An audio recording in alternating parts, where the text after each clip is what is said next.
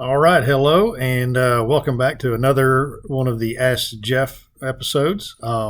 Thank you for taking the time to look at this. So I'll just get right into it. We've had a few good questions or comments brought up. So the first one has to do about asking about, evidently a while back, someone had inquired about getting access to bathrooms at the Lebanon drop yard, either access to bathrooms or a portable. And that's one of those things that went completely off of my radar. And they actually say, "Hey, what about Johnson City, that yard as well?" So I think it's a good idea for both. So I'll put that on my to-do list to start checking with the landlords at both those places about bathroom access. If we can't get bathroom access, then they certainly wouldn't have any issue with us putting a portable at either location. So I'll certainly get that on my list to do.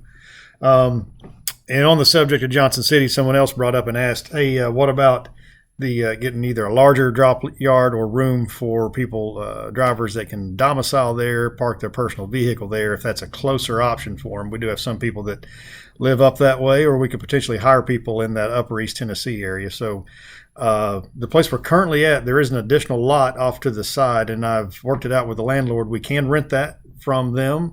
I need to get a little work done to it. It needs to be bush hogged and sprayed, get some extra rock brought in, and the grade is a little bit steep there. So I went up and looked at it, and we're going to I got a contractor who's supposed to come out and smooth that grade out a little bit so that it's not as steep, and then we'll be able to put cars and bobtail tractors in that area, and it will allow people to domicile up there at Johnson City. So that's in the process. The thing I'm dealing with right now is just, as you know, with contractors, sometimes it's hard to get them to show up and get the work done. But once it gets there, it should be pretty quick. So I keep checking with him each week to say, "Hey, am I still on your schedule? Let's get this done." So hopefully we'll have that soon. I've been working on that for a couple of months now. So anyway, hopefully we'll get that out there in the very near future.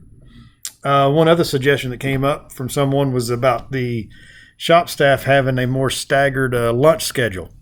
Instead of taking lunch at the exact same time, with all of them staggered around, just so that way if you do happen to show up during the lunchtime, there may be someone there that could help. So what I'll do is we do a routine maintenance meeting with Richard, myself, Rocky, and Dustin. So we'll bring up that topic next time we meet, which is either tomorrow or the next Tuesday. I can't remember, but when next time we get together, we'll talk through that, see if there's something we couldn't do to change that up and help it out.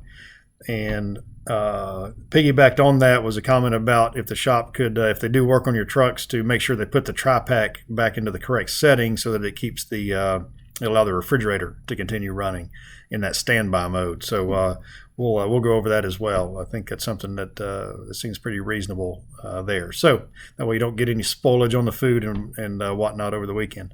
That's all I'll do for now.